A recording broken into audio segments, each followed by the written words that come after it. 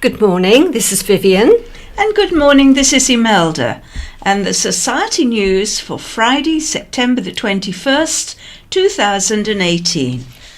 On Tuesday, there'll be a coffee morning held in support of the Society on the 25th of September at the Cloisters in Bembridge. All are welcome from 10:15 until 12 noon. The Ride Swimming Group will be swimming this coming Tuesday, the 25th of September, at the Waterside Pool in Ride. The swimming group has sole use of the pool during the session, and there are lifeguards in attendance. If you're interested in joining the group, please contact the Society to advise us on your swimming ability and for us to advise the Waterside Pool.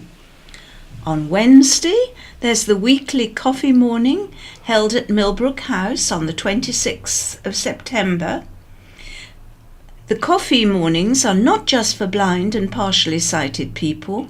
Anyone can come along and have a cup of coffee or tea as well as a piece of cake. And we'll also be holding the low vision drop-in between 10 a.m. and 12 noon on Wednesday the 26th of September, and this is to allow you to view and try the low vision equipment we have at the Society without the need for an appointment. The Thursday Social Group are meeting on Thursday the 27th of September at Millbrook House. The group meets from 10:30 a.m. until 2 p.m. You can have a chat and knit if you wish, then later in the afternoon volunteers come in and read to the group from different topics. The Striders group will be meeting Friday the 28th of September. The walk starts at Fernside Way off Station Road in Wootton at 10:15 a.m.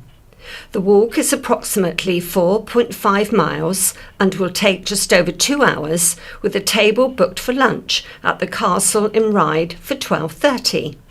Please contact the Society if you would like to join the Striders group. Other news. The Freshwater Book Group are meeting next Tuesday, the 25th of September, at the Freshwater Library between 11 a.m. and 12 noon. They are a friendly group who meet to discuss the last month's book and hand out the book for the coming month. Guide dogs welcome and refreshments are provided. The Fellowship for the Visually Impaired meet at Bethany Evangelical Church, Union Street, Newport, on Saturday, the 29th of April at 3 p.m. The speaker this month is Mr. Robert Wills. Activities include hymns, quiz, story reading and short Christian message, followed by tea. A collection is taken from which donations are made to the Torch Trust for the Blind. Hymn books and scripture in large print and braille are available. For further details, please contact Mrs. Jackie Moore on 520797. Are you a budding author? This is your chance to have your story published and read by a celebrity. This year's short story writing competition's theme is The Magic of Christmas. Entry forms available from Waterstones in Newport, Dress for Less in Newport, Millbrook House in Newport. For more information, please contact Chris Kane on 522205 or visit our website www.iwsb.org.uk. And now for the scaffolding news. And this is down below, or just with us, we've got our footway obstructions for works including scaffolding or hoarding. We're unable to include the end dates, as many are extended on a week-by-week basis, also including our tables and chairs permits, which have been issued in the past week, and we start with the Bay and Ventnor area. There is currently scaffolding at Premier Inn, 1-9 Esplanade Sandown, 11A and 11B St John's Road Sandown, the Toy Master, 103 High Street Sandown, scaffolding up in Albion Road, Sandown Library, 119 High Street, Sandown, the corner of Trinity Road and Madeira Road, Ventnor, Boniface Road and into Trinity Road, Ventnor, Clive Barber's Jewellers, High Street, Ventnor. And new scaffolding is due to go up at Ivy Bank, Marlborough Road, Ventnor, from the 1st of October with associated road closure. Webb and Jenkins Estate Agents, High Street, Ventnor, dates to be announced. There are currently skips at 32 Forlands Road, Bembridge, and 40 Albert Street, Ventnor, and new skips are due at Premier Inn, the 1st to the 9th, Esplanade, Sandown, and 72 Blythe Way, Shanklin. Cowes area. There is currently scaffolding at 93 High Street, Cowes, behind hoarding. Sainsbury's, 129 to 130 High Street, Cowes. 63 St Mary's Road, Cowes. Cowes Library, Beckford Road, Cowes, also up in West Hill Road. Totty's Fish and Chips, High Street, Cowes, awaiting new dates. There are currently skips at 5 Gordon Road, Cowes. There are currently hoardings at 93 High Street, Cowes. There is currently a cherry picker at Venture Quays, Castle Street, East Cowes. There is a new crane at Osborne Court, the Parade, Cowes. Dates to be confirmed. Newport area. There is currently scaffolding at 18 Crocker Street, Newport. West Grill, 144 High Street, Newport. Jewson's, Trafalgar Road, Newport. Santander, 26 St James Street, Newport. Scaffold also up around corner in Pyle Street. 117 St James Street, Newport. Also up in Lugley Street. 6 Lugley Street, Newport. Key Cottage, 12 Key Street, Newport. 34 Albert Street, Newport. 2 to 8 Carisbrooke Road, Newport, from the 4th of October. New scaffolding is due up at 2 Bedford Road, Newport, dates to be confirmed. There are currently skips at 89 Whitepit Lane, Newport. Cul-de-sac, Hooks Way, Newport. New skips are due at 38 Highfield Road, Newport, from the 2nd of October. There is a current cherry picker at 74 Pyle Street, Newport. And in the Ryde area, there is currently scaffolding at My Dentist, 10 to 11 Cross Street, Ryde, Boots, 170 High Street, Ryde, Hills Court, High Street and Newport Street, Ryde, Red Cross Shop, High Street, Ryde, 12 George Street, Ryde, 73 George Street, Ryde, 12A High Street, Ryde, 91 High Street, Ryde, and new scaffolding is due up at Wight's Fish and Chips, 41 to 2 High Street, Ryde. And there are currently skips at Blewitts Cottage, Blewitts Avenue, Seaview. New skips are due at 24 Station Road, Wootton, from the 1st of October.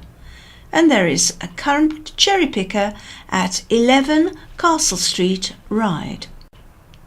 In West Wight, there is currently scaffolding at Jojo's, School Green Road, Freshwater, Broadway Garage, the Broadway, Totland.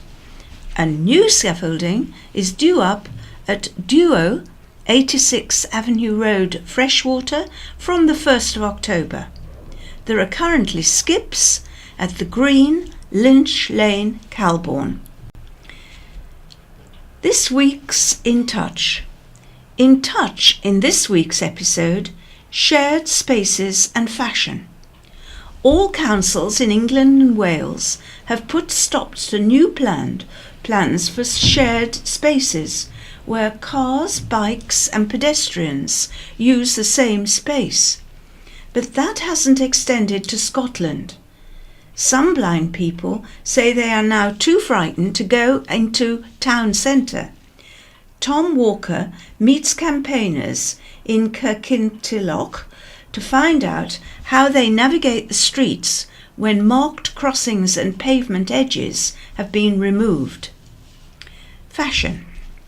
How do you know you're looking good when you can't see the clothes you're wearing? We investigate some of the techniques and technology used by blind and virtually impaired people to help them choose the right clothes to buy and ensure that they wear the combinations that suits them. The presenter is Peter Wight and the producer is Sarah Lethwaite. That brings us on to the Isle of Wight County Press. Headlines, Friday the 21st of September. And the first item is Tunnel Vision. New link from Whippingham to M27. The group behind the proposed Solent Freedom Tunnel, Fixed Link, has unveiled a new proposed route. ProLink, which formed in 2014, has devised a new tunnel scheme leading from Whippingham to a mainland entrance near the M27, east of Whiteley via Leon-the-Solent. The scheme will incorporate approximately 2 kilometres of exposed surface road, and all other construction will be underground. The group initially devised a route that spanned from Arreton to points in Gosport and Fareham. It then moved the island entrance to Whippingham. ProLink explained why they have moved the proposed mainland tunnel entrances. As more discussion progressed with the Gosport and Fareham authorities, it became clear that a big concern was the expected increase in traffic pressure on the Gosport Peninsula should island vehicles enter at that point. A solution needed to be found to not only avoid increased traffic in that area, but to actually lessen traffic congestion above ground. To have the Gosport and Fareham authorities support the scheme, they needed to be offered benefits from the tunnel scheme that would not only improve vehicular mobility, but also radically improve quality of life for residents, while providing regional economic gains. The Portsmouth and Southampton authorities quickly became interested in the tunnel route. They realised instantly that much traffic travelling to or from the Isle of Wight would no longer be required to pass through their already congested cities. Knowing that this traffic also causes pollution problems while being marshalled and loaded onto ferries, especially in times of extreme temperatures, heating of aircon while stationary, they had no objections. Both private and public funding is envisaged as the most likely way to pay for the project, 2/3 and 1/3 respectively. It is estimated the Solent Crossing element of the project will generate an annual revenue of circa 200 million, with a further smaller amount of toll revenue to be assessed from the mainland element. This has the ability to raise 2/3 of the circa 3 billion of estimated build costs. ProLink are confident that more than 1 billion of project regional economic regeneration benefits, increased tax revenue and healthcare savings will be achieved to the UK PLC purse within a few years of operation. Ultimately, this project will pay for itself. The next step is a viability study undertaken by infrastructure specialists, ARUP. Who's that in your wedding pics? The Prime Minister shocks newlyweds with a photo. A newly married Cowes couple were left gobsmacked after Prime Minister Theresa May crashed their wedding. Jason and Michelle Dwight of Newport Road, Cowes, had just exchanged their vows at the town's yacht haven and had gone on the Cowes parade for some candid snaps when Britain's most powerful politician, flanked by security staff, arrived by boat at the Royal Yacht Squadron. She posed for pictures with the amazed couple before continuing into the centre of town. An astounded Michelle, 32, said, "We decided to pose for photos near the jetty. We saw this great big motor cruiser. It pulled up at the jetty and someone said, "It's Theresa May." We were both saying, "No way," as she was coming up the jetty. We asked the security staff if she'd pose for pictures quickly. Jason added, "We called her over and she stopped for a photo and told us how beautiful Michelle looked. She says, 'I'm not really dressed for the occasion.' She then got between us and posed for the photo and congratulated us and gave us good wishes for the future. We told her we hoped she enjoyed her stay on the Isle of Wight." Hairdresser Michelle joked, "It had to be the best photo bomb ever." Jason said, "We were just in the right place at the right time." Of course it was what everyone was talking about when we got back to the haven. Some people didn't believe us. They thought we were joking.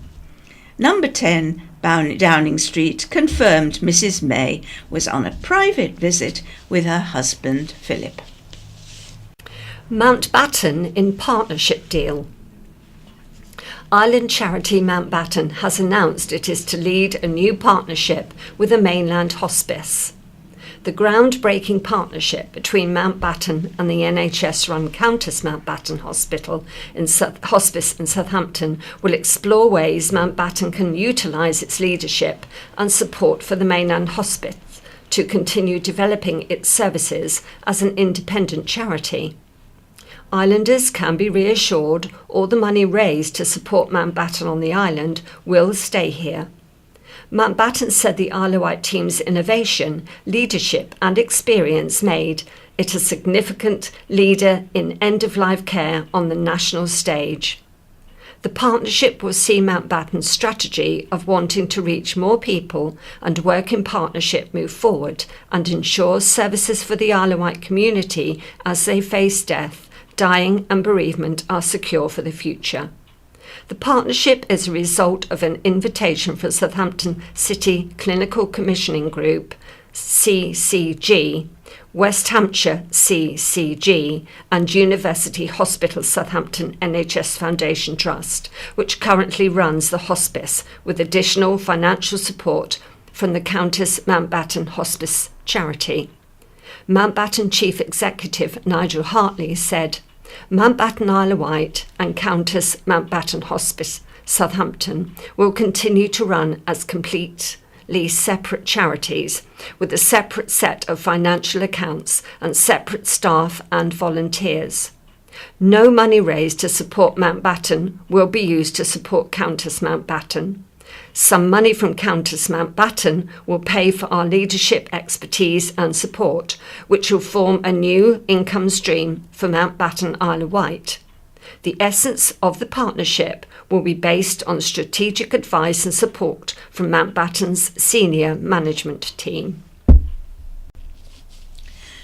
Road scheme given the go-ahead.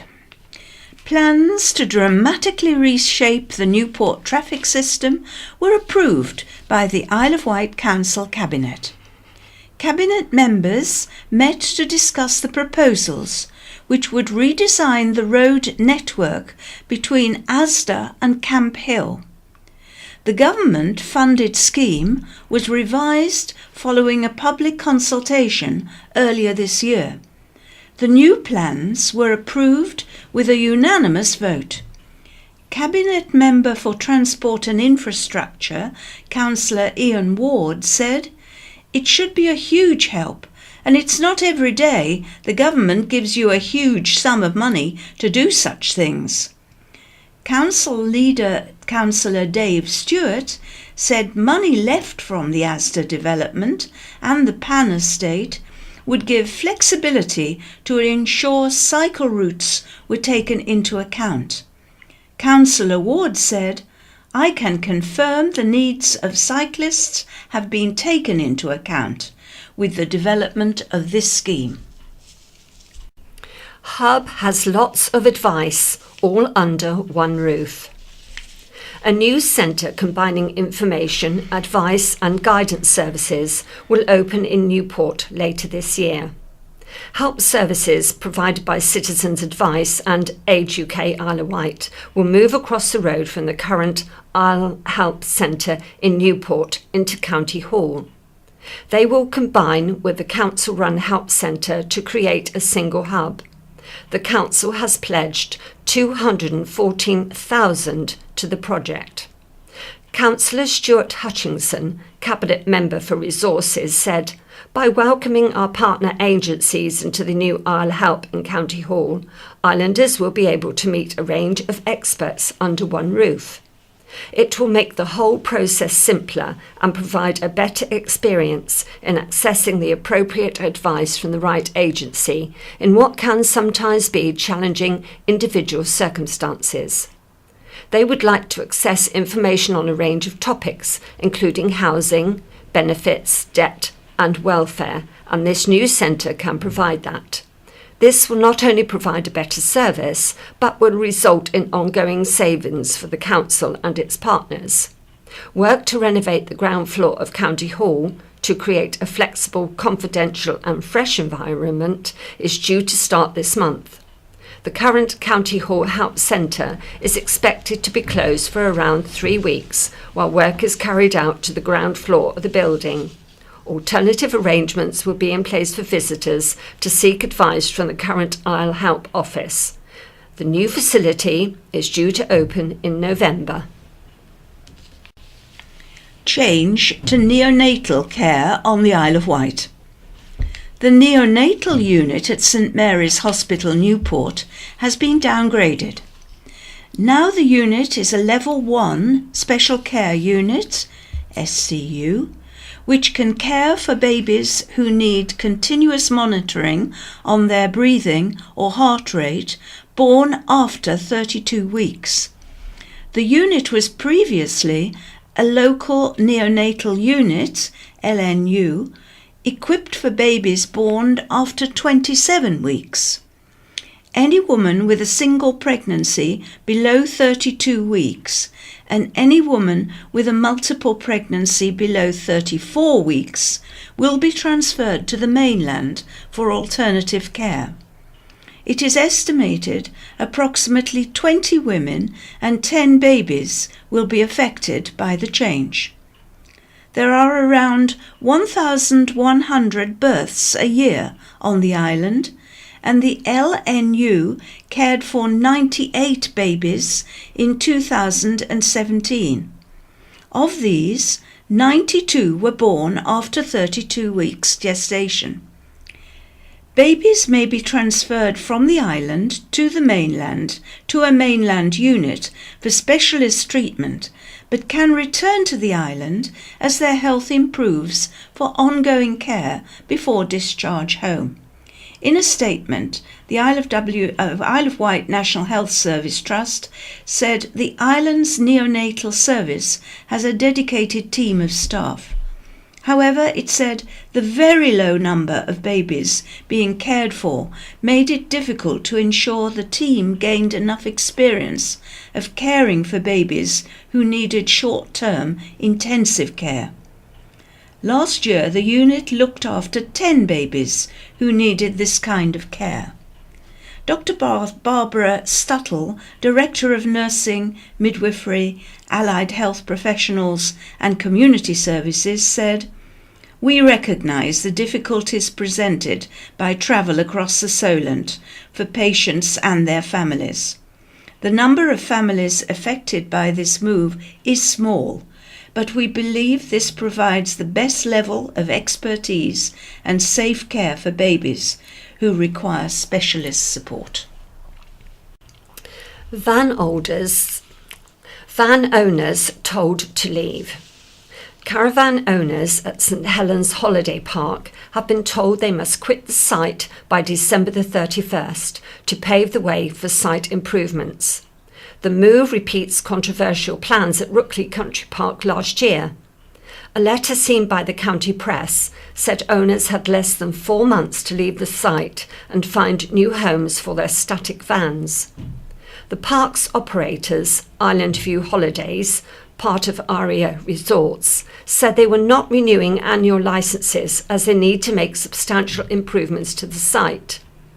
The move is part of an investment plan for sites across the island, which include Rookley Country Park, the Bay at Colwell and Priory Bay Hotel.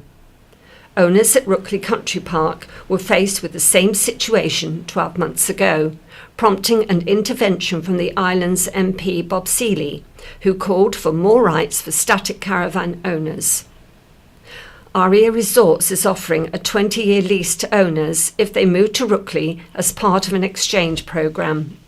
They are also offering a package of up to £1,500 to transport each unit to another site of choice, but this option needs to be agreed by October the 31st. Caroline Dickens, 66, who owns 5 caravans at the holiday park, said she stood to lose her investment in the vans because of the proposals. She said everyone was given the letters last Saturday.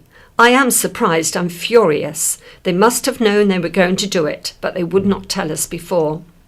Sue Trafford, 57, said she had bought her caravan last June for $18,000 to give her somewhere to stay while she cared for her mother in Lake. She said, my mum was the only reason I bought the caravan because of the ferry costs and as I live in Kent. I was completely devastated when I found out the news. Les Robertson, head of commercial operations at Aria Resorts, said discussions were being held with owners at St Helens, improving a number of options, including them having new vans at Rookley, selling their vans at trade value, or moving their vans elsewhere. Reunited after 73 years apart. A woman who was forced to give up her baby when she was tragically widowed and struggling financially has been reunited with her daughter 73 years on. Hilda Randall, 90, was waiting in a rations queue in 1945 when another woman heard her plight and offered to take on her child. It led to a formal adoption. And in those days, this meant the birth mother had to cut all ties after a handover period. The baby, Patricia, was just a few weeks old. An adoptive mother changed her name to Hilda in honour of her real mum. The two Hildas met this week after a lifetime of separation.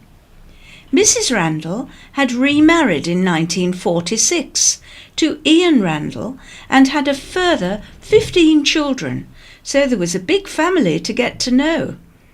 The Randalls moved to the island from London in 1970 and have been here ever since, barring a few years spent living in New Zealand.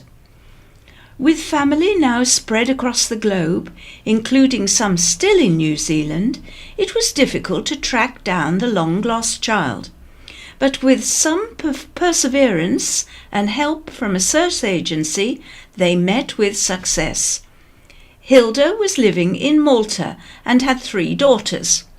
One of Mrs. Randall's other daughters, Simone Chettleborough, said, "Mum has got dementia, but we kept reminding her that Hilda was coming. She looks so much like our side of the family, it was really quite emotional. She always knew she had been adopted, but didn't want to dishonour her parents by searching for her real mum. Now she has found this huge family, and it is a new beginning for all of us." The family reunion was celebrated with a party at Shanklin Conservative Club. Victoria of Wight gets royal naming.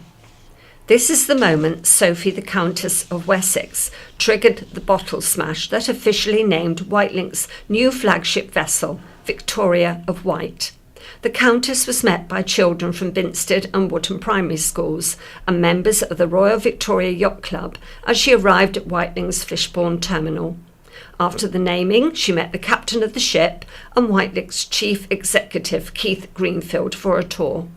The Countess also visited island business Liz Earle and the 2017 Queen's Award recipients Aspire ride as part of her royal visit. Pictures will be in the county press of her visit next week. It is not safe for us to do our jobs. Prison officers who staged a mass walkout told the county press they had sustained broken jaws and stab wounds in the line of duty.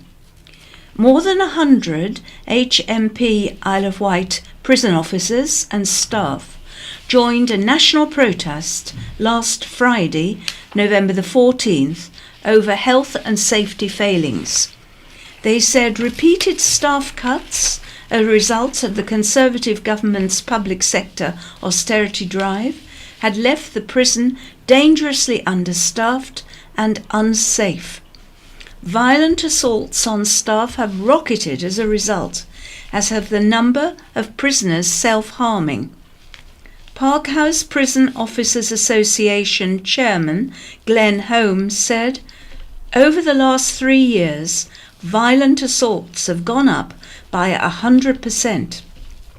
Staff have had broken jaws and cheekbones. They've been stabbed. They've had urine and faeces thrown over them. But nothing is done. The police aren't interested. The governors aren't interested." At certain times, Mr. Holmes said there was just one member of staff working on a wing with perhaps 70 and 133 prisoners. "It's not safe for us to do our jobs," he said. Parkhurst POA Secretary Gary Sanderson said, "Her Majesty's Prison and Probation Service said we needed 60 more staff in order for the prison to be run safely. 2 years ago, there was a commitment to provide extra staff. These staff have not materialised. There have been budget cuts year on year. In reality, we are losing more staff than we are retraining and recruiting. It's not safe for us, and it's not safe for the prisoners." The protests were organised by the POA. Members were asked to return to work after Prisoners Minister Rory Stewart agreed to meet with union officials. Daily catalogue of abuse faced by paramedics. Being attacked by a drunk teenager and threatened with a lit cigarette are just some of the incidents Isle of Wight paramedics face on a daily basis. Following a spike in assaults by members of the public, ambulance staff have spoken about the physical and verbal abuse they experienced on the job, something they say is quite commonplace. New rules introducing tougher sentences for anyone convicted of assaulting an emergency service worker became law with the Assaults on Emergency Workers Offences Bill receives royal assent and comes into force in November. Matt, Sarah and Jenny, not their real names, have been working for the Isle of Wight Ambulance Service for a combined 56 years. They began working in patient transport before being transferred to the front line. Matt said, "We've been sworn at so many times, you almost stop hearing it." Last month, Matt was called to attend an incident with a drunken 14-year-old girl in Newport.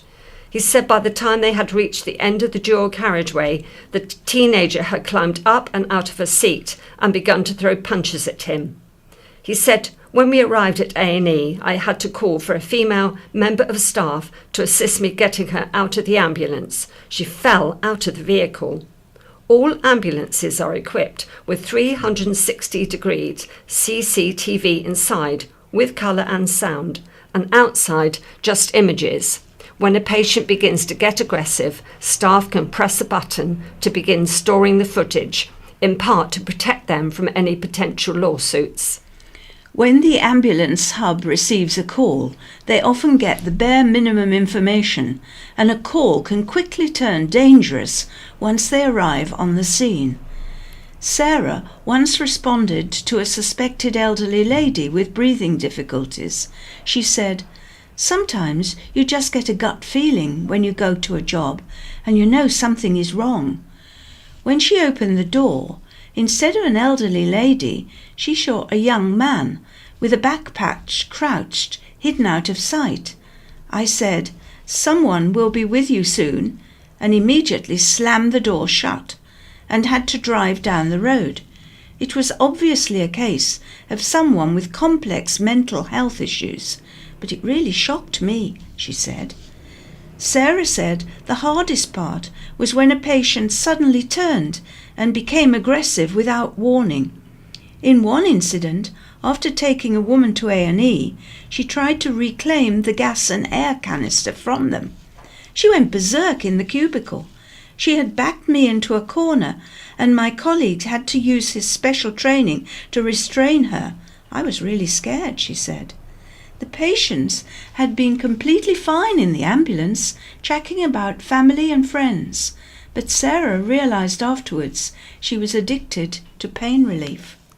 Drug abuse is something the team experience on a regular basis, attending up to 4 overdoses a fortnight. Matt said, when you get them to A&E, they become aggressive because you've ruined their high. With a high volume of calls being put through to the ambulance teams, long waiting times for non-emergency calls can mean when the paramedics arrive on scene, family members start to vent their frustrations at them. The new national standards mean Category 1 life-threatening calls have an average response time of 7 minutes. Category 2, potentially serious conditions have an average waiting time of 18 minutes. Category 3, urgent but not life-threatening, has a maximum response time of 120 minutes. The final category, Category 4, for non-urgent calls, has a maximum response time of 180 minutes. Sarah said, I went out to help one young lad who had a nasty break. He swore at me when I arrived, so I put my mum hat on. By the time we reached the hospital, he was holding my hand because he didn't want to be alone. I've had bruises from elderly ladies, but that's part of the job. But some people do know what they're doing. Often the crews visit incidents involving people with mental health problems, which can take up to 2 hours to resolve, and they say it feels as if they are being used to plug gaps in the support services on the island. People think, just send the ambulance. We may have about 15 vehicles, but it's usually the same 6, our most modern, running around the whole island. The number of ambulances on at any one time fluctuates depending on demand. The crews can request backup, but with cuts to policing numbers, this may not always arrive. Jenny, who used to teach middle school children, began work straight on the front line. She was called to an incident involving a man with mental health problems. They had requested a police presence, which did not arrive. After spending an hour getting him in the ambulance, it was decided she would travel in the back with him, as the patient had taken a shine to her. She said, "You have to do what's in the best interests of the patients." As they neared the hospital, the man began to move around the truck and take his clothes off before redressing. When they arrived and Jenny's colleague went to open the back door, the patient shouted, "Do not open that door," trapping Jenny in the truck with him. After being coaxed out of the vehicle, he lit a cigarette and began threatening her, holding the lit cigarette in her face before running off back down the road. When he had gone, my colleague and I closed the doors to the truck and both burst into tears, she said. I was scared, but scared because although I knew I could protect myself and I didn't know what I'd do if he'd hurt me, I didn't want to hurt him. Matt added, "It's hard to describe the emotions you feel. Angry, scared, guilty. Did I do enough? Could I have done more to prevent the situation?" Service Delivery Manager Darren Howard said part of the problem was the high numbers of non-emergency calls. He said, "I don't think the public realise how hard the job is. Yes, they may have been waiting a few hours, but we will have been dealing with patients who are a lot sicker." Island crews will be one of the first in the country to pilot body-worn cameras to help assist in prosecutions in the case of assaults, something the teams say will make them feel safer on the job. Jenny and Sarah have trained in trauma management and are able to spot if a member of the team is struggling. Whereas previously they were able to debrief after calls over a cup of tea with colleagues. Now a volume of incidents means that they are frequently sent straight out to the next job. An improvement has been the introduction of special training called TRIM, providing support for staff who have experienced a difficult incident, and the automatic standing down of a crew following an incident. Jenny said, "We do really love our jobs, and the teams really support each other. It's a real career. It's a job you have for life." However, many younger paramedics are leaving the career early. Statistics show 40% left the industry within 5 years of graduating from university. With assaults becoming commonplace, Darren and the teams were doing everything they could to retain staff on the island. The Isle of Wight National Health Service Trust has a zero tolerance policy and will prosecute people who assault staff. Matt says, "There's nothing quite like it when you get a thank you from someone, or even see someone on the street who you've helped. You know you've made a difference." To find out more about careers in the ambulance service, visit the National Health Careers website. For more information about training to be a paramedic, visit the College of Paramedics website. Isle of Wight turbines star at wind farm. MHI Vestas is celebrating the inauguration of the most powerful offshore wind farm in the world. Completed this year, the Walney Extension offshore wind farm, located in the Irish Sea, 19 kilometres from the coast of Cumbria, features 40 MHI Vestas offshore wind V168.0 wind turbines. The turbines have been optimised to produce 8.25 megawatts, making Walney Extension West the first wind farm in the world to exceed 8.0 megawatts per turbine. MHI Vestas Chief Operations Officer Fleming Ugard said, "We are exceptionally pleased to have partnered with Ørsted to supply 40 of our V126-825 MW turbines in service to the UK's latest clean energy achievement, the inauguration of Walney Extension offshore wind farm. In Phase 1 Walney Extension West earlier this year, MHI Vestas installed 40 of its V164-825 megawatt turbines, with more than 50% of the blades for the project coming from the company's Isle of Wight blade factory. The 40 wind turbines at Walney Extension West will supply enough clean energy to power more than 289,000 UK homes." Vegetation helps health costs. A higher than average amount of pollution is removed by vegetation on the Isle of Wight, saving the National Health Service £13.75 per person. The figures released by the Office of National Statistics, ONS, show pollution absorbed by vegetation has a direct health cost saving for the National Health Society. The UK average amount of pollution removed by vegetation is 5.619 kg. The figure on the island varied to 10.268 in Wootton. The amount saved in health damage cost per person was just under £2 lower than the UK average of £15. This includes the costs of lung and heart-related hospital admissions and premature deaths, according to the ONS.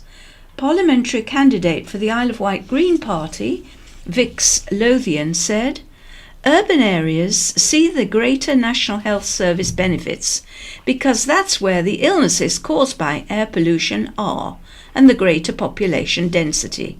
So the report is further evidence trees are not only aesthetically important in our towns and villages, but they also serve a vital health benefit. On the Isle of Wight, we're lucky to have large areas of woodland and copse. As we leave the European Union, its vital new legislation protects all our areas of woodland and supports farmers on their valuable work to help reduce the impact of climate change and keep our air pollution free. Oh, and with that, hopefully, better air. We must say goodbye to you and hope you have a very good weekend and that it will be a little bit less blustery. And it's goodbye from me. Have a nice weekend. Good morning, I'm Stephen. And I'm Linda. And we'll be reading the letters and features page of the County Press this week, starting with a letter from Councillor Paul Brading, Cabinet Member for Children's Services, Education and Skills, headlined, "Improvements are on track." Sadly, Malcolm Mime seems to know little of the substantial improvements this Conservative administration has made to education on our island, and his column last week should simply be ignored. That was in the County Press Weekender section of the 14th of the 9th. The truth is, we are well on track to deliver our goal of all schools rated by Ofsted as good or outstanding by 2021, and remain confident we will deliver it. When we took control of the council last May, we immediately launched our Delivering Educational Excellence programme in all island schools, and this is producing sustained improvement. It means we have increased to 80% all schools rated good or better by Ofsted, and no school on this island is now rated inadequate, something that wasn't the case when the previous administration was in charge. However, we are not complacent either, so we are focusing our support on those schools that need help to improve to good or better, as well as supporting selected schools to retain their existing good ratings. We are also supporting schools to strive for outstanding, and we know there are ones that can achieve the top rating.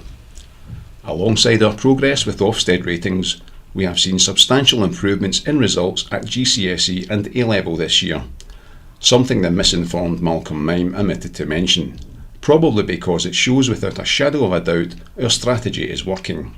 In addition, we have invested over £4 million this summer into our school premises as part of an ongoing programme to upgrade our school infrastructure.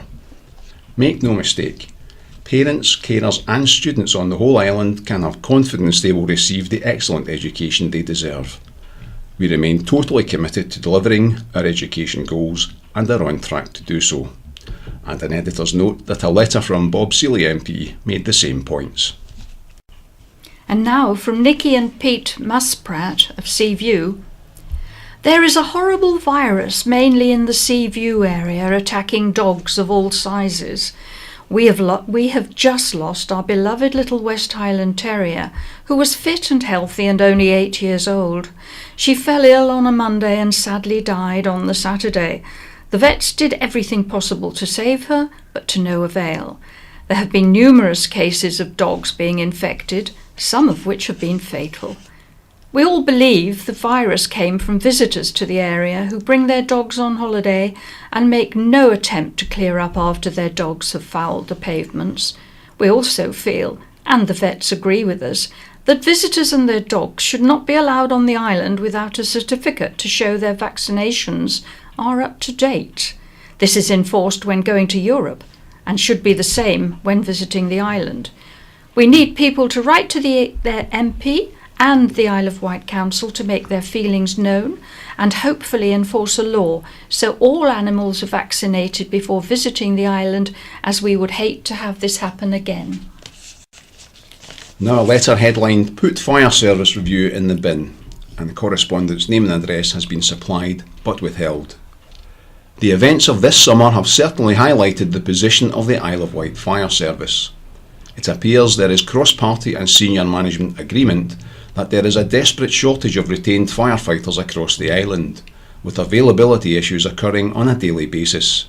Surprising indeed then that the service review recommends cutting 8 frontline firefighter positions. The island's retained stations have been nearly 40% understaffed for some years now, so little wonder they are failing to stay available. There is a recruitment drive on now, but does anyone know about it? Certainly no adverts in the county press, no banners on the stations, and no visits to the major employers to try and fill the gaping holes. The service review, which was rejected on 3 separate occasions, has now been dusted off and is going to be presented again. This review was based on historic data and aimed to match availability with times of peak demand. But as even a child would realise, emergencies pay little heed to statistics. Sadly, this was common practice across the country, with the Fire Brigades Union the lone voice in opposition, rightly demanding that all reviews should be based on risk. Since the tragic events at Grenfell, it has now been recognised by Brigade Chiefs resources should be matched to risk and not historic demand. Unfortunately, they cannot base the island's review on risk, as the island's prisons, hospitals, schools, commercial premises, hotels, etc. have not been risk assessed for years. The Hampshire senior officers, who are desperately trying to get this woefully poor and vague review through, have absolutely no operational experience on the island, and of the many years' service they have completed, only the very first few were as frontline operational firefighters. I suspect it is very easy to lose track of the true function of the fire service when you have been sitting behind a desk for 20 years. Ironic indeed, the very people tasked with saving the brigade money are the very people costing all the money. They are hardly going to sack themselves. You can only really feel empathy for Councillor Tig Outlaw, as he's been handed a political hot potato. He's chosen to believe what he's been told without question, and instead of checking to see if there are fingers crossed behind the backs of senior management, he's taken their word for it. They can carve even more chunks off the fire service without risk. I personally would listen very carefully to frontline operational staff, and a much more realistic picture will emerge. If there was a fixed link to the island, then undoubtedly the service would change dramatically, but there isn't, and the island's firefighters have to cope with whatever they are faced with until they are backed up by mainland brigades, as long as the ferries are running. And I'd pay off to that article. It is now time to put the review paper where it belongs, in the bin. From David Bailey, English Heritage Head of Historic Properties, Isle of Wight and Hampshire. Matthew Chatfield, in My View, County Press of the 7th of September, writes that charity is optional and fickle and not the right way to look after our heritage. I suspect the National Trust, Historic Royal Palaces, the Canal and River Trust, countless local archaeological and heritage trusts, museums and preserved steam railways might disagree. Many of them have been founded upon philanthropy and relied upon donations for years, if not centuries. Certainly after decades of underinvestment and cuts by successive governments, we at English Heritage felt the future of the collection in our care would be far more secure if we moved from being a quango to a charity. Since English Heritage became a charity, we've spent more on the conservation of our sites than ever before, including at Carisbrooke Castle and Osborne. Our new charitable status has allowed us to unlock more funding, has given us greater freedom, and has allowed us to properly plan for the long term. English Heritage's purpose is to care for the national collection of historic places and inspire people to value, visit and enjoy it. That includes what Mr. Chatfield describes as the interesting but obscure things. And in our new role, we're investing more in those smaller and often free-to-visit sites, such as Appledurcombe House, Wroxall. Mr. Chatfield states we will need to raise the entire £100 million annual budget from us, presumably meaning from public donations. In fact, the majority of English Heritage's income comes from our day-to-day activities, such as the admission fees to staffed sites such as Osborne, and purchases in our shops and cafes. And of course, the mainstay of our regular, reliable income is our membership. I'd like to take this opportunity to thank our loyal local members for their much appreciated support. Finally, Mr. Chatfield worries our success will come at the expense of other smaller local heritage charities. It's worth saying that our national remit often excludes us from applying to regional and local trusts for funding. But more importantly, heritage is not a zero-sum game. If English heritage is successful in raising the profile of, and the case for, philanthropic support for heritage, it can only be of benefit to the wider sector, not least to the many small and vital heritage bodies across England.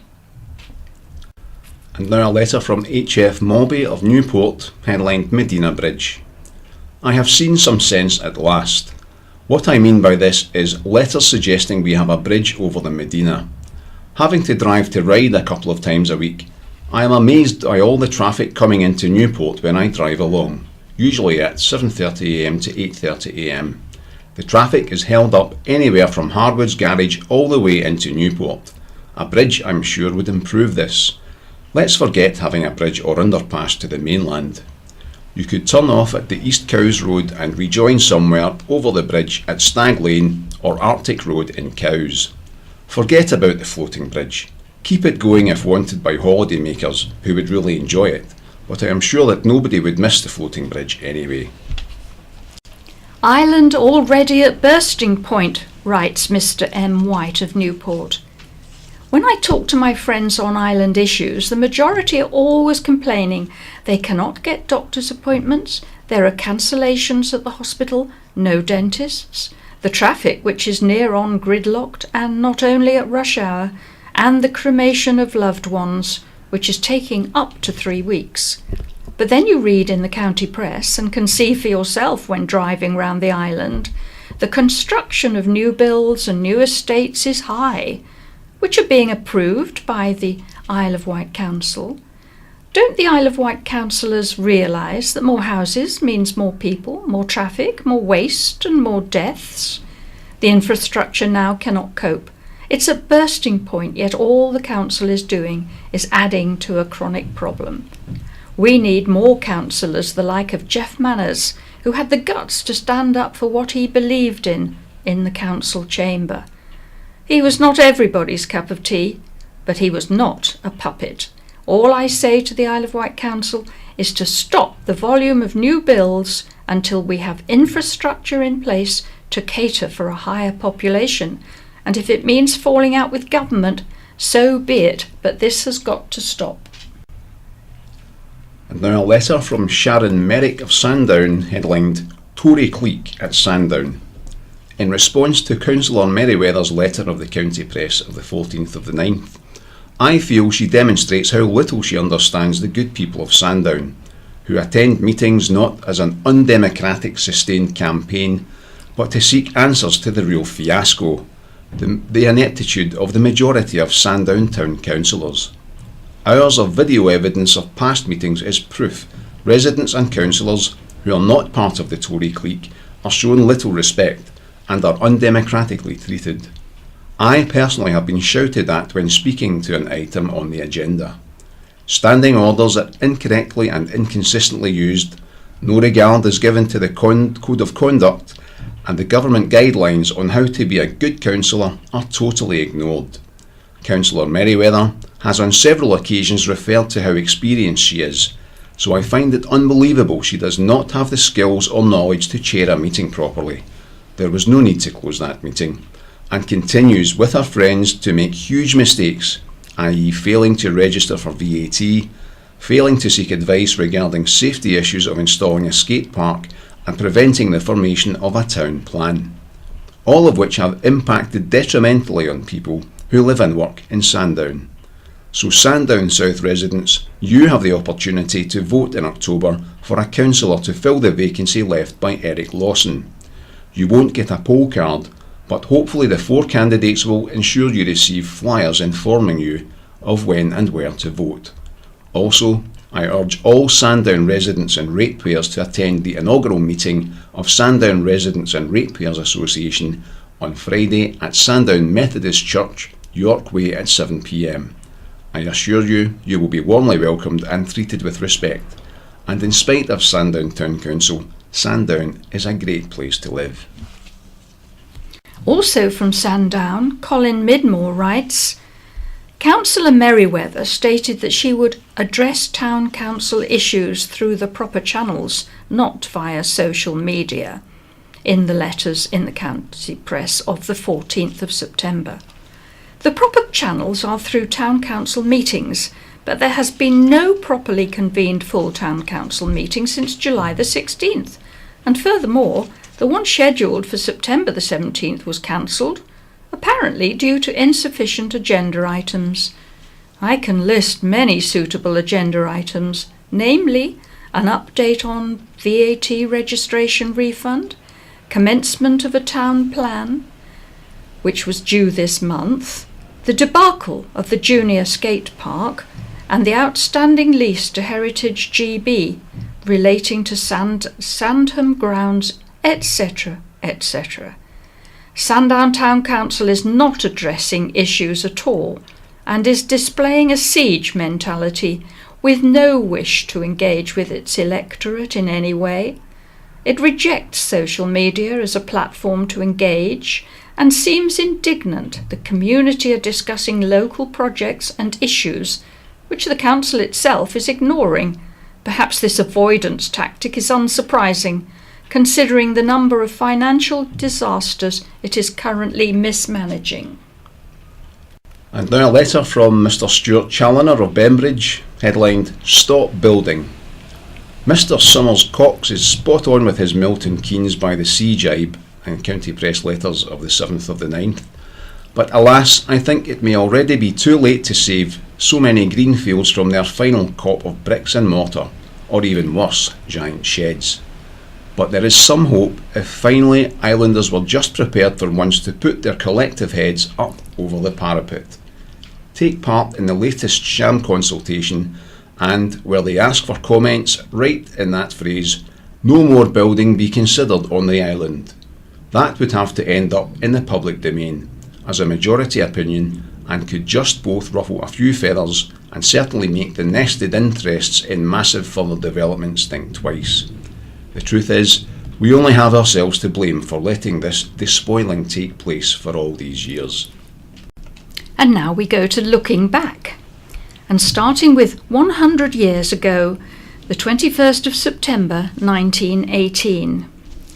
Letters were received from island prisoners of war in Turkey that described their conditions and spoke of sadness at lost men.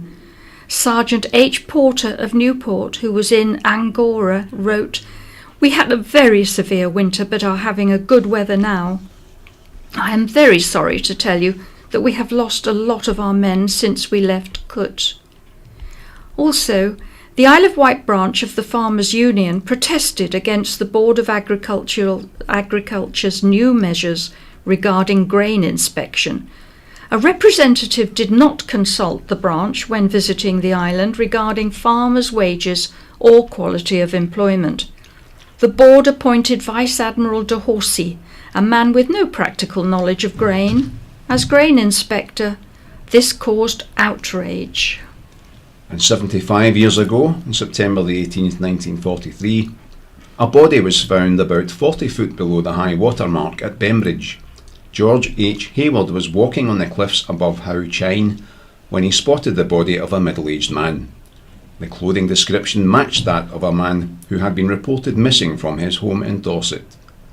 A fatal accident occurred at Totland Bay when a 4-year-old boy wandered from his home onto the main freshwater road. The boy was knocked down by a passing military truck. The inquest heard the truck was travelling at a moderate speed and the driver would not be held criminally responsible. And 50 years ago, 14th of September 1968, the Education Committee reported the 11+ examination was to be abolished. There would be a transition stage, but by the following year, entry to secondary schools would be non-selective.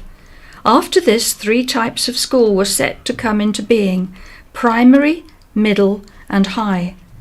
Islanders called for the Isle of Wight to have a separate policy of its own in relation to speed limits. A majority of those at the Ministry of Transport meeting expressed the view the island should have autonomy as the situation was different to that on the mainland.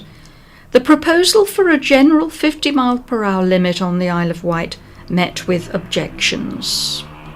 And 25 years ago, on September the 17th, 1993, winds gusting up to storm force 11 brought disruption to all the island's ferry services, losses to power supply, minor flooding, and a heavy workload for maintenance workers.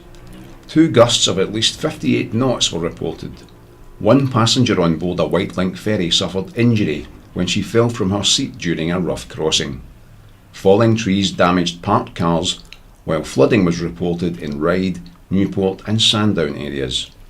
A fire destroyed most of the former Shanklin Cottage Hospital when strong winds fanned flames and firefighters, called in the early hours of the morning, were unable to save the roof and top 2 floors of the building. Police officers and fire investigators were treating the incident as arson. Police appealed for a group of people to come forward so they could be eliminated from the investigation. And 10 years ago, the 19th of September 2008, 2 island teenagers spoke of their horror after they survived a terrifying coach crash in Egypt.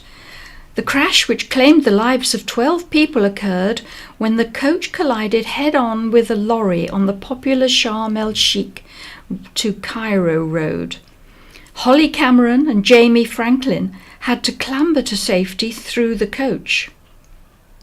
And twin investigations were launched after the historic paddle steamer, the Waverley, damaged an island pier and then another on the mainland the following day. Yarmouth Pier had to be shut after the collision. A spokesperson for the Waverley Trust said, "She was pushed out of position by strong currents. There was no damage to the steamer." And now the Wight Memories column, headlined Town's Buildings Lost to Progress, and this is by Brian Greening. My grumpiness is well known locally and goes back to the days of my friendship with the much missed Keith Newbury, that scourge of Southern Victus, the County Council and any local Freemasons.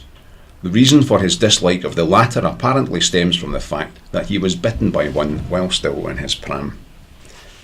It is simply, I personally hate change.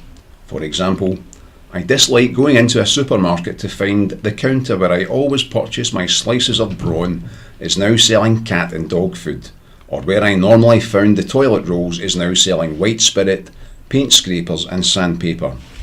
This got me around to thinking just what any returning Newport-born resident who had left the island in their teens would make of the town today.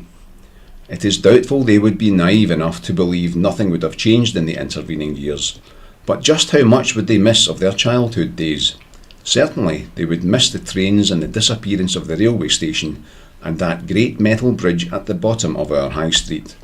Gone, too, they would discover, is the cattle market that was in South Street, where I and many other children would make for every Tuesday to see and touch the sheep, pigs, chickens and calves, and even occasionally see a dog tethered up to be sold. Gone, too, would be the hot dog stall, where that new delicacy of the time would have been on sale. The cattle market was opened on September the 11th, 1928 by the Mayor, Councillor W. Blake, after being in St James's Square from around 1532. Sir John Oglander recorded that around that time the corn market was held in St Thomas's Square, while the beast market was in St James's Square.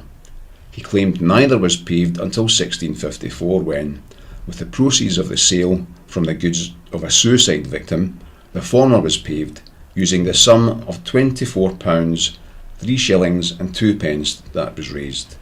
The new cattle market was at the time a splendid construction, the frontage of it being built by using the bricks and tiles saved from the Green Dragon public house that had stood opposite God's Providence House for more than 200 years, and commenced its demolition in 1924.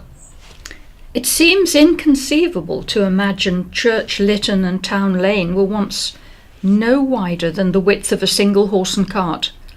By 1924, Church Lytton had already been widened, and Town Lane was planned to be next, increasing its width from less than 12 foot to 37 foot. However, in the early 1900s, there had begun the introduction onto our roads of motor cars, and very soon, as now, they began to dictate any changes that were to take place within the town.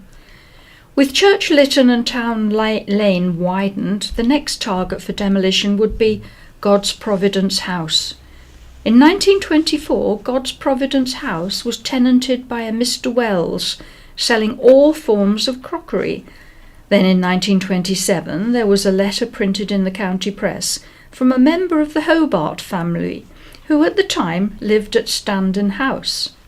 In his capacity as a senior member of the Chamber of Commerce, he described the house as being dilapidated and having no historic interest to recommend it, and saying it stood in the way of a much-needed improvement scheme.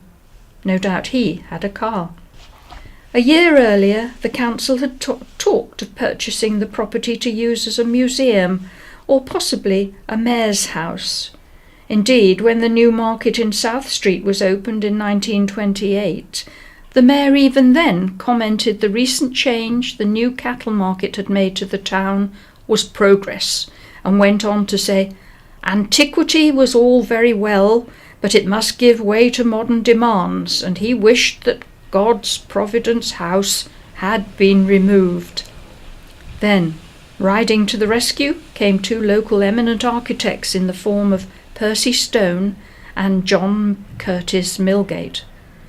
The latter was Newport's mayor on 3 occasions, and when in 1911 he was so honoured, he took as his mayoress his 12-year-old daughter Christabella, as sadly as his wife had died in childbirth in 1903. Indeed, Christabella took the same position on the 2 following occasions her father was mayor. These 2 knights in shining armour secretly purchased the property for £850 and then had it scheduled by the Ministry of Works as an ancient monument that stopped any destruction or alteration of the building. Indeed, Mr. Millgate did a similar deed when the Roman villa at Cypress Road was beginning to be vandalised. He purchased this too, covered it over, and preserved it for future generations to enjoy. Personally, I applaud our 2 architects for their preservation efforts. I do not often go along with wasteful demolition of our ancient buildings, and wish those that followed them had put the same sort of effort into preserving Hazard's House, once said to be the oldest house in Newport, when in the late 1970s it was demolished to eventually make way for the County Hall extension, a building that today I would welcome to see the end of.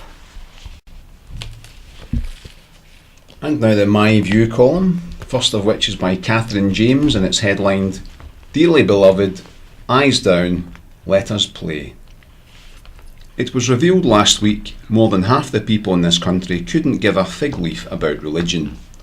And yet, despite the biggest drop in church affiliation being in my age group, a few Sundays ago I found myself in a temple, and it was far from under-attended. I had been recruited by some friends who seduced me with tales of spectacular riches, rhythmic chanting, and the occasional moment of vocalised epiphany. Am I describing a visit to an evangelical chapel? No, I went to the bingo. And this was no amateur seaside game for kiddies and tourists having a flutter with their holiday spending money. This was serious stuff. It's possible that my fellow bingoers didn't have a religious bone in their bodies, yet here we were, reenacting the rituals of generations before us. Instead of a church porch, we gossiped in the Leo Leisure Vestibule before picking up our numbered sheets and entering the nave-like space of the hall proper. Facing us, a long, low altar had been laid out with buffet nibbles like a harvest festival catered by Iceland. Taking our seats, sitting side by side as on a pew, we spread out our bingo cards on the table in front and unsheathed our daubers. Soon we were exhorted to turn game number 1 in our sheets. A hush descended as, along with the rest of the congregation, I got my eyes down as if in prayer. We listened intently as the caller intoned 4 and 2, 42, 3 and 7, 37, on its own, number 5. Blimey, there was no mucking about, he was in like Flynn. Just about keeping up, I daubed out the digits on my card in syncopation with the voice's steady delivery, like that of an experienced but careworn vicar reading out hymn numbers. A shout went up and the game stopped, breaking the spell. But with barely a pause we were thrown headlong into the next game. A woman near me was like a machine, fists pumping, at one point scanning 2 cards, obliterating the numbers with her fat felt pen. During the interval, a chap dressed in nothing but a plastic coconut bra and a grass skirt hoved into view.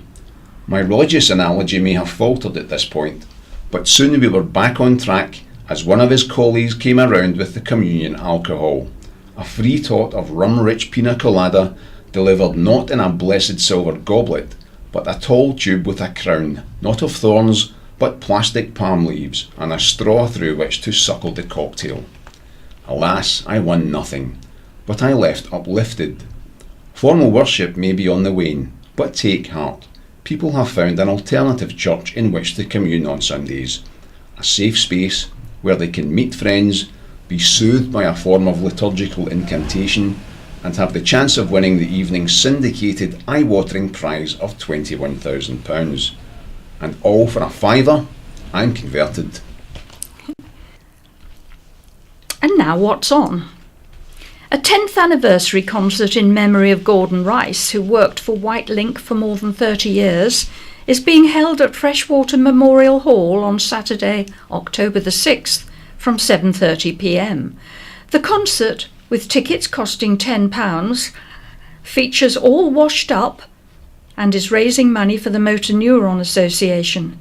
Tickets from The Cabin, Freshwater, Harwood's, Yarmouth, and the Fit Bus Shop, Totland.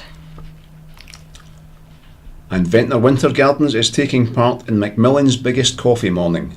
Next Friday, September the 28th, the Clifftop venue will host its very own coffee morning with homemade cakes and hot drinks. For every coffee, tea and cake deal purchased, £1 will be sent to Macmillan Cancer Support. A raffle will also take place. The events will be between 9:30am and noon. Bembridge Heritage Society will be presenting the first of the winter season talks at Bembridge Village Hall on Tuesday at 7:30 p.m. Dr. Ruth Waller will be presenting The Pier's Tale, the history and heritage of Yarmouth Pier. Admission for society members 50p, non-members £1, all welcome. And also next Friday, from 9am to 12:30pm, another big Macmillan coffee morning will take place at the Coach House in St George's, Arreton. The world's biggest coffee morning is Macmillan Cancer Support's biggest fundraising event, and everyone is welcome to pop in for coffee and cake. And on the same theme, another Macmillan coffee morning will be held at Shanklin Methodist Church Hall on Thursday from 10am to noon, hosted by the Off-Key Community Choir members and volunteers from Southern Cooperative. There will be loads of yummy cakes and fun and games. Bring your friends to help raise funds for a great cause. You can get details on 077 361 51632. A free coffee and chat morning is held on Thursday from 10:30am to noon at All Saints Church, Gurnard, Garden Room. There's wheelchair access and toilets for disabled people. Come along on your own or with a friend. And Seaview Fun Choir sings every Thursday from 3:30pm to 5:30pm at St Peter's Church. Sessions cost £2 to cover the cost of refreshments.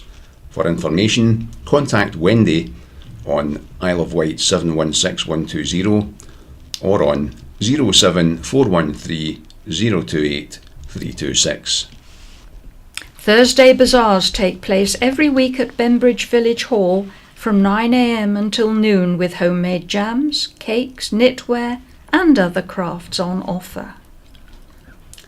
And the last moments of the Titanic, as told by Tim Wander from the point of view of the radio operator, is a talk at the Archaeological Discovery Centre at Fort Victoria on Wednesday at 7pm for 7:30pm.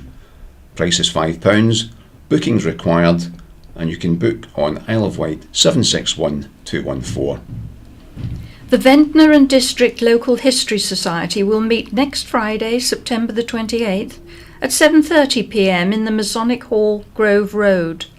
Andy Butler will give a talk on further extract from a naturalist journal. Visitors welcome. Entry fee £2. And the Sing About Music Therapy group meets on Thursday at 2 p.m. at St James's Church in East Cowes. Coffee and chat mornings are held every Thursday at East Cowes Methodist Church from 10 a.m. until noon. Peter Merchant will be delivering a talk on Beyond Historical Jesus at the Riverside Centre, Newport, on Tuesday at 7 p.m. Peter is a long-standing member of the Isle of Wight Humanists. Feeling lonely or bored? Just need to get out? Or do you help look after your husband, wife, parent, friend or neighbour? Then go, with or without them, to enjoy organised activities, a soup and a roll, fun and friendship at Time Out Cafe on the 4th Wednesday of every month from 1 p.m. to 3 p.m. at St John's Church Hall, High Park Road in Ryde.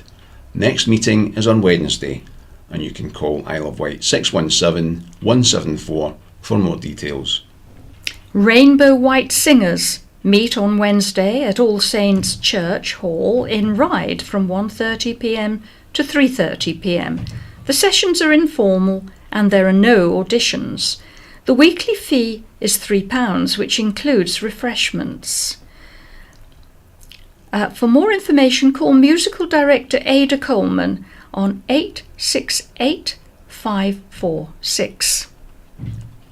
And the Breeding Scarecrow Festival starts today, that's Friday, until next Sunday. The festival is supporting the Breeding Community Partnership, the Youth Club and Building. An historic walk through Newport led by John Matthews takes place on Sunday, 7th of October from 3 p.m, starting at St John's Church. The walk will be followed by afternoon tea at the church. Donations will be welcome for St John's 2020 vision for improved community facilities. And an Alzheimer Cafe takes place on Wednesday at 2 p.m. at Shanklin United Reformed Church in Sandown. This is a free informal meeting place for people living with dementia, their families, friends, carers and those with an interest in dementia. It provides a welcoming, friendly environment, and you can contact them on Isle of Wight 220 200. An information point drop-in takes place for Citizens Advice Isle of Wight and Aspire Ride information point at Dover Street Ride between 10 a.m. and 12:30 p.m. every Wednesday.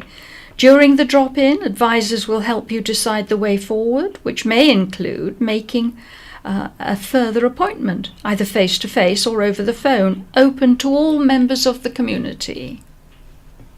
And A Voyage Around Some Ships is the title of a talk to be given to the Isle of Wight branch of the World Ship Society by Richard de Kerbrich on Thursday at 7 p.m.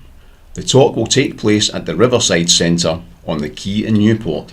Everyone is welcome and entry costs £2. Libraries History Talk. Sandown and District Historical Association meets on Wednesday. There will be a talk on the history of Sandown Library presented by Louise, the local librarian. It will be held in the Methodist Church, York Road, from 7:30 p.m. to 9 p.m.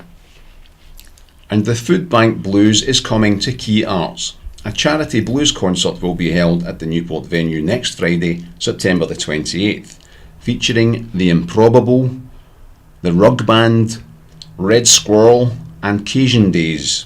Tickets cost £5 and all proceeds will go to the Isle of Wight Food Bank. Community Navigator for North Wight, Rachel Smith, holds a drop-in session at Cowes Library on the last Tuesday of the month. The next drop-in will be on Tuesday from 10:30 a.m. to noon.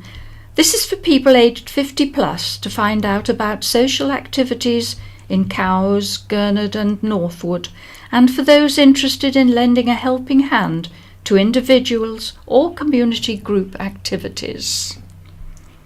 And Care Watch Care Services are also hosting a Macmillan Coffee Morning next Friday, September the 28th, at the Stag Inn on Newport Road from 11 a.m. to 3 p.m. People are invited to have a cuppa and a cake for a good cause, with an extensive raffle with prizes from airline businesses such as Premier Ford, The Garlic Farm and JW Auto Shine. Details of that are available on 0739 3788 252. A free heritage and arts session at Cowes Library will be held next Friday, September the 28th, from 10:30am to 12:30pm. Join Independent Arts for a fun and informative look at the life of the island's pioneering photographer, Julia Margaret Cameron, and try some printing. There's no need to book. And now some additional news items from this week's County Press. This article headlined Pebble Painters. The latest craze to sweep the Isle of Wight is painted pebbles, which can be found hidden on beaches and other locations. One group, Isle of Pebbles, kindly created an Isle of Wight County Press pebble, which has been given pride of place in our Newport office. Corinne Bricknell, who runs the group with Kerry Ring, said, "My children are obsessed with their tablets and the internet, so this is a nice way to get them outside and get them being creative. It is a bit of fun to make some nice pebbles and leave them for others to find. People can either re-hide them or keep them. We have a Facebook page, Isle of Pebbles, and we run competitions on there for people to win pebbles too." Corinne thanked Jewson in Medina Avenue, Newport, for donating 5 sacks of pebbles to the group so they can keep up with demand. Protecting verges. Bollards are to be erected at Pound Green and Queen's Road, Freshwater, to stop drivers mounting the verges. The parish council agreed at its last meeting to investigate the cost of installing them. And now an article headlined Note Sparks Alert. A rescue operation was launched in Shanklin last Friday after a note was found suggesting a man needed help. Bembridge and Ventnor Coastguard rescue teams were called to the scene at Ralston Gardens shortly after 9:30am. Following a search of the area, however, no one was found and rescue crews were stood down. Popular Pocket Park reopens. This is by Laurie Little. A cherished public garden at Ventnor has been lovingly redeveloped. Spring Hill Garden reopened last month after a complete redesign and replanting. The green space in the town centre has been a small park since 1997. In 2004 it was threatened with being sold for commercial development, but the determined effort of hundreds of locals kept it as a public garden. Gardener Ivan Rendell planned the original layout on a musical theme, and in pride of place was a mosaic of the late Skimbo Wight, popular leader of the Ventnor comic jazz band. The Skimbo mosaic is being repaired, and it's hoped it'll be back in the garden soon. Claire Grant and a group of volunteers have weeded, watered and planted the garden over the past 14 years, but natural growth meant the shrubs grew too tall and the weeds too rampant for volunteers to control. Refurbishment became essential, and the work was funded by a big lottery fund awards for all grant and a donation from a resident as a lasting tribute to their parents. Richard Dixie of Dixie Landscapes cleared and replanted the garden, which now includes wider, smoother pathways and hard standing beside each bench for wheelchair use, a permanent setting for the town Christmas tree, and a more open and accessible feel. Volunteer Lee Geddes said, "It's a pleasure to see people simply sitting on the grass, enjoying the space, playing with their children and pressing pause on their busy day in this pocket park." Ventnor Town Council leased the land, made the bid for lottery funding and has supervised the rebuild. Special thanks are due to Councillor Jim Toogood, who has done the lion's share. The Town Council has now taken over the insurance and responsibility for the garden, and a local contractor and the volunteers will look after it. The group meets once a month and welcomes volunteers. Contact Lee on 07791 619 378 to find out more. And now an article headlined Curry Night is a winner. A Bollywood pop-up curry house restaurant has raised nearly £1,200 for Yarmouth RNLI.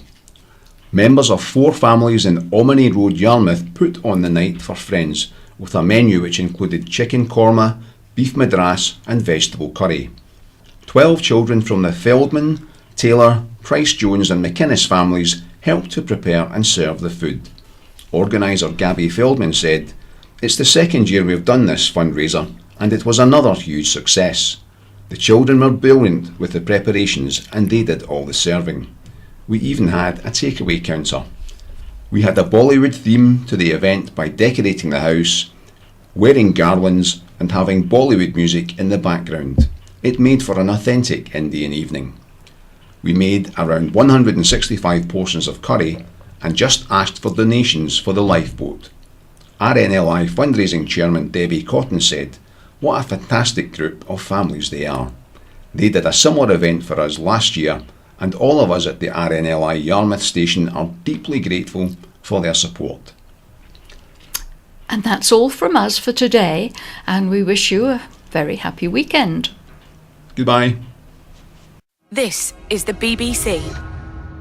This is In Touch, the magazine programme for people like me who are blind or partially sighted. I'm Peter Wight. Thanks for downloading this week's edition. Good evening. Tonight, the row that won't go away. Why, when it comes to shared spaces, blind and partially sighted Scots want to copy the English.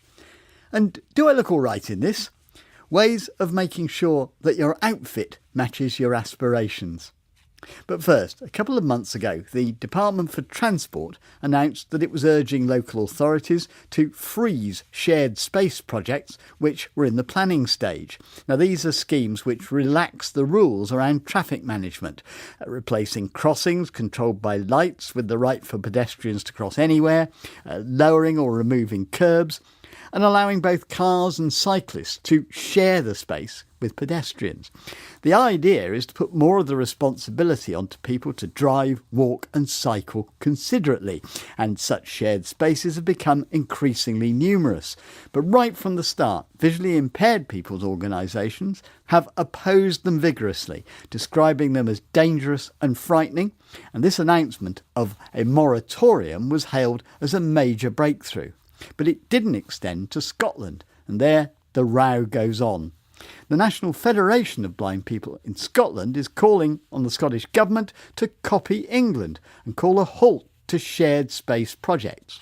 Sandy Taylor is leading the campaign on behalf of the Federation, and he took our reporter Tom Walker to the scheme in his hometown, which has upset visually impaired residents. Well, here we are in the centre of Kirkintilloch, at the junction, the infamous junction at Catherine Street.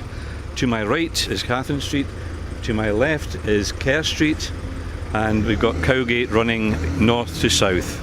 So these are courtesy crossings where we are supposed to make eye contact with drivers to say, "I want to cross the road." Now you will realise that for a blind person like myself that's not possible. Therefore, we can't access our town centre at all, because we're not prepared to play Russian roulette just simply stepping out in front of vehicles. That could be silent vehicles, electric cars, cyclists. We're not prepared to do that, so it is a no-go area for us. It is a very busy junction, very busy indeed, and nobody has right of way. So there have been there are daily altercations here between drivers and also between drivers and pedestrians. When you're walking along the road in this shared space area, what are the specific problems you come across? Well, as you know, I've got a white cane here. I normally follow the building line, and you'll see further down the street there are many, many obstacles, tables and chairs outside cafes, etc. So normally in a situation like that I would go to the outer edge of the pavement and follow the outer edge of the kerb. Unfortunately, there is no detectable kerbs in this town. No curbs at all? There are 20mm upstands, but that's very seldom detectable by a cane.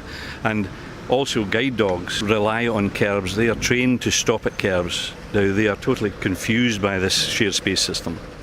Who's a good boy? Good lad. This is Margaret Hutchison with her guide dog Bob. When Margaret goes out, Bob goes with her. However, these days they don't go to the shared space scheme in Kirkintilloch.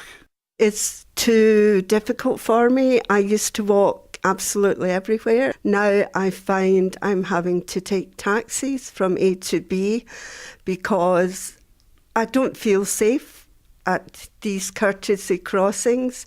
And my guide dog trainer has told me, do not cross there. It is not safe. She says even as a fully sighted person, it is not safe, that you can't see traffic coming up the hill or coming down the hill. Oh, I love the smell of coffee. This is Gillian Taggart, who, as well as being visually impaired, is a wheelchair user. Now, you might think that a shared space scheme with its flat curbs would be super accessible for people like Gillian, but she says that isn't the case. Because I've lost the left side vision in both eyes, I can only look at one traffic direction. I can't do both at the same time, so I can't cross at the four-way junction at all. It's just too scary. I find it really terrifying at times, even with the side streets with the two sets of traffic lights, because people jump the lights and I've nearly been hit 4 times. People who are in favour of shared spaces say that they are more aesthetically pleasing and that there are fewer accidents. Shouldn't we just accept that, they are generally better for the majority of people? For the majority of people, but we have rights too. We are, not just visually impaired or blind people. There are many, many other disabled and elderly people who can no longer access their towns. I'm talking about people with dementia, for instance, who previously could press the button, listen for the bleeps or watch for the green man and access their town centre without any difficulty whatsoever. I've got as much right as anybody else to be a part of my community and to go in there. I could do that, and the council has now stopped me from doing that, and that's just not fair. How do you feel about that? Angry. Absolutely angry, as if I don't exist, as if I'm invisible, as if I'm a second-class citizen.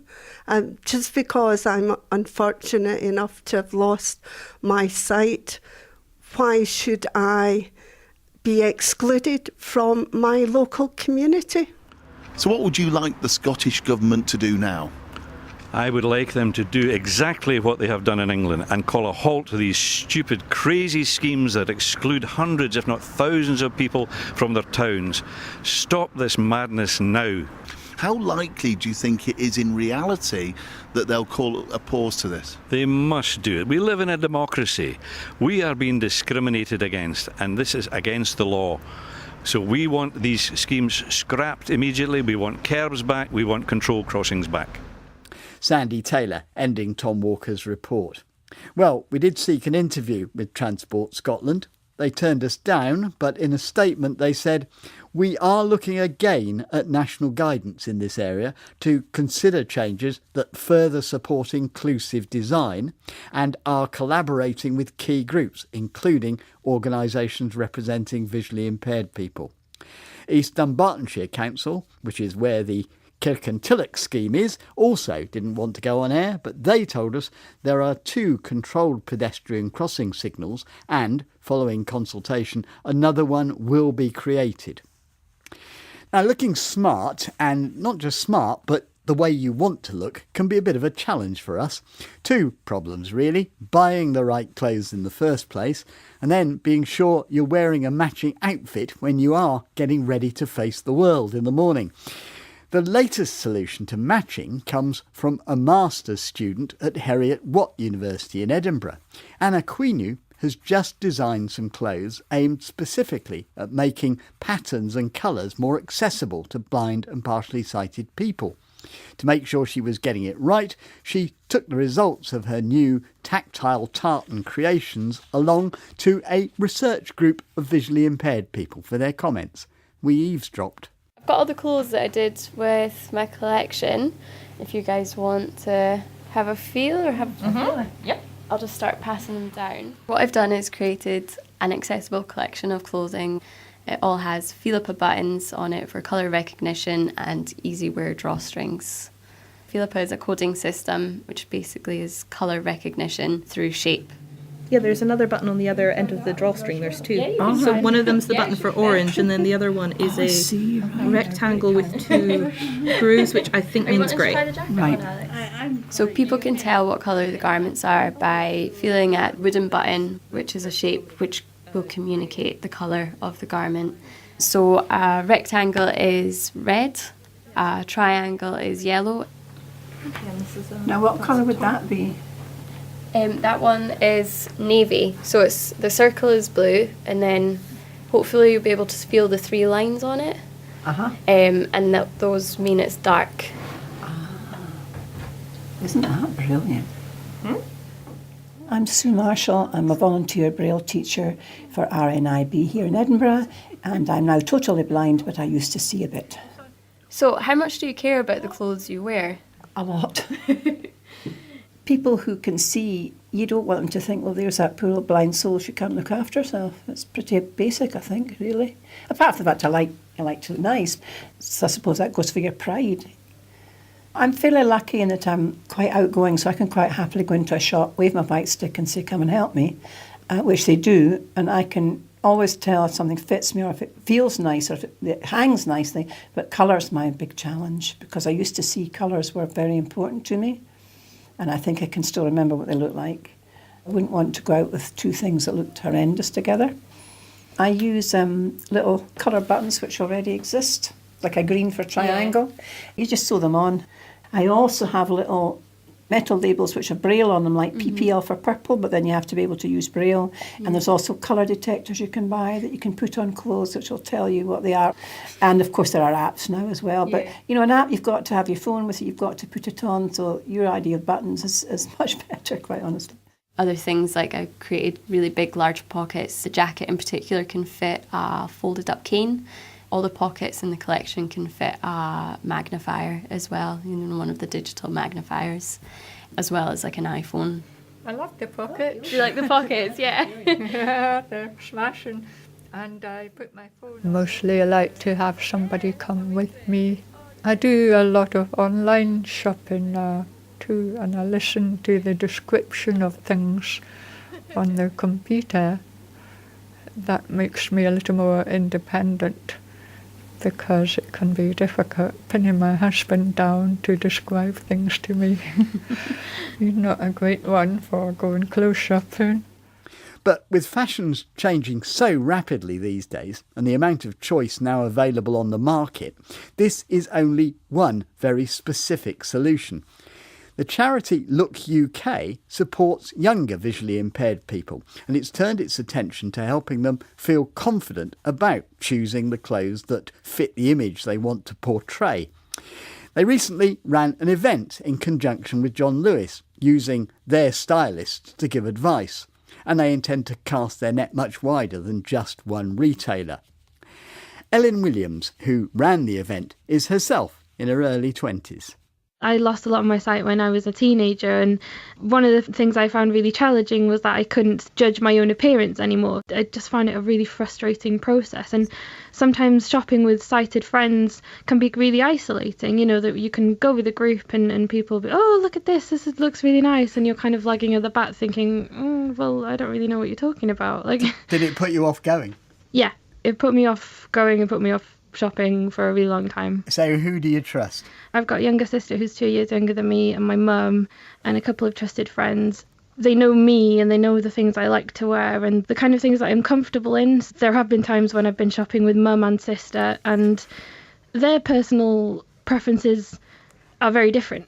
So that's when I'm kind of piggy in the middle then, having to choose between, well, do I go with what mum says or do I go with what sister says?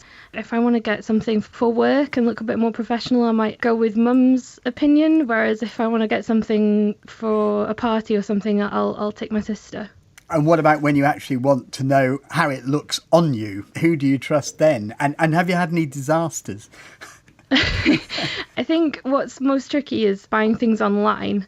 Shopping in store is easier because you can get a feel for something and feel for the shape of it as well. You can try it on. Even when I'm buying online, I'll read the descriptions myself and then send it to someone for a second opinion before buying, and then it turns up and it's just nothing like what it said on the tin, you know. So I've had a fair few disasters like that. So on the whole issue of how retailers can help, first of all, tell me a bit more about the John Lewis event. We had a team of their personal stylists giving a workshop to about 15, 16 young people on current trends and the different kind of things that are in at the moment. Like, I never knew that it was very in at the minute to tuck your t-shirt into your jeans or into your skirt or whatever. Really? I've only just started to untuck mine, thinking that was the fashionable thing to do. Things change so often. You're always kind of playing catch up, I think. Right, so I was being fashionable by accident. They gave us an overview of their personal styling service, and a couple of other high street shops do this as well. Personal styling service involves having them really pick things out for you and really give you professional advice on what colours would suit you, what different cuts would suit your body shape, would be the most flattering, things that you need to know, but your friends and your family might not have the expertise to be able to tell you why this certain jacket looks good on you. Have you used personal shopper service yourself?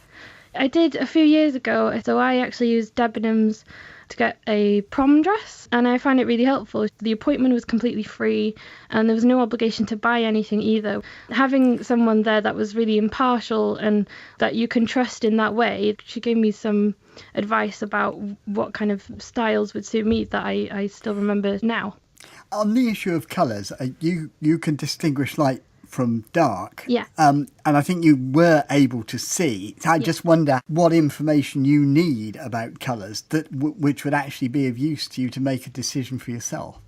I have some visual memory of some like basic colours, but if it gets any more complicated than red, blue, green, then I'm a bit lost. So I remember that I didn't really like yellow.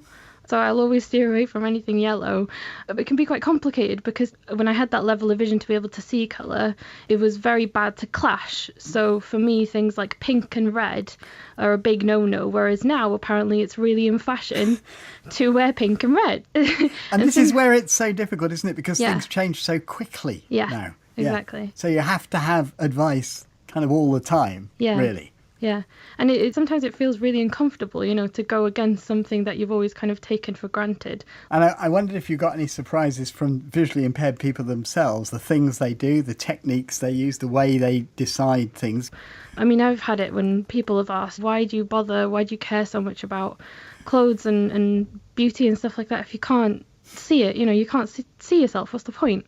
And the fact that we had so many young people come and they were so enthused and eager to learn, I think it just emphasised to us how important it is to give young visually impaired people access to that kind of information. When you're VI, you can't just kind of look in a mirror and have that visual confirmation and validate yourself like, oh yeah, okay, I look all right today, that's cool. You have to use other people as your mirrors. You have to get that actual verbal feedback from someone that you look presentable. Once you've actually got the clothes you need in your wardrobe, what about the whole business of the method you use to match them up in the morning, to make sure that you've got the right thing that goes with something else? You know, what's your method of doing that? I remember a lot of things by their touch, so I kind of organise my wardrobe in terms of different categories, and sometimes I'll have like complete outfits on the same hanger so that I remember that this top goes with these trousers, so I'll put them on the same hanger, and I'll organise so that on the far left there's summery stuff, in the middle there's work stuff, in the far back there's more kind of goey outy things. So that's how I do it. Someone was saying that they use drawers for everything, so they've got drawer for t-shirts, drawer for shorts, drawer for socks, drawer. Everyone's got their own methods, and as long as it works for you, then you know that's fine. More recently, there have been a number of apps where on a smartphone where you can actually get someone to check it for you. Do you use those? Yeah, sometimes when I'll get two things of the same colour, or just, you know, in a rush in the morning, I don't remember which is which, then I use Seeing AI quite a bit. It's got a colour detector on there, so all you have to do is hold that up to something and it'll give you a colour. And then, of course, there are other apps, aren't there, which basically involve real people in real time. Yes. My favourite is called Be Specular, and that's one that you can take a picture of something and send it to someone with a question. So I've used this a couple of times to get feedback about my makeup. So I'm in the rush in the morning, so I try and take a quick snap of my face. So I do that, and then I send it off to one of the sighted volunteers and ask, have I got any mascara on my nose? And usually it'll come back saying, no, it's fine, have a nice day. Blah, blah, blah. Ellen Williams, do share your own tips for choosing and matching clothes. And that's it for today. From me, Peter Wight, producer Sarah Luthwaite and the team, goodbye.